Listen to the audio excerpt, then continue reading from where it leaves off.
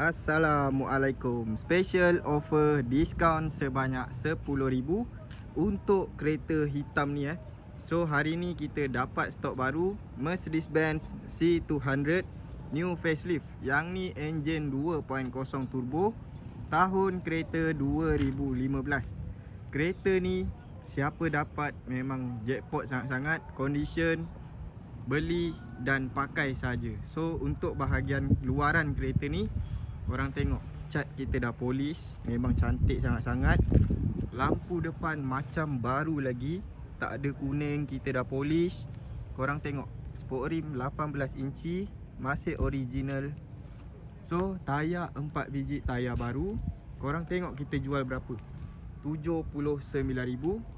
Last kali kita akan bagi tahu harga. So bahagian tepi ni semua cantik. Tayar belakang pun masih baru. Korang tengok bahagian belakang kereta ni memang cantik. So nampak lampu semua cantik. Nombor plate WB7070Y. Untuk bonet belakang korang tengok, luas bonet belakang dia. So korang nak taruh barang besar pun tak ada masalah. Untuk bahagian dalaman, ni dia bang.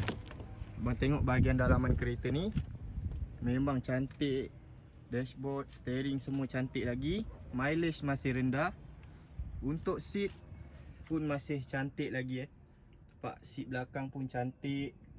So kalau nak lagi detail, korang datang sini, korang tengok depan-depan.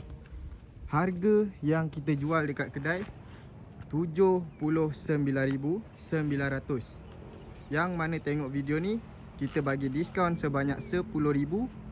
So siapa nak datang ambil, kita bagi 69,900 sahaja. So yang mana berminat, macam biasa terus kontak nombor dalam video ni.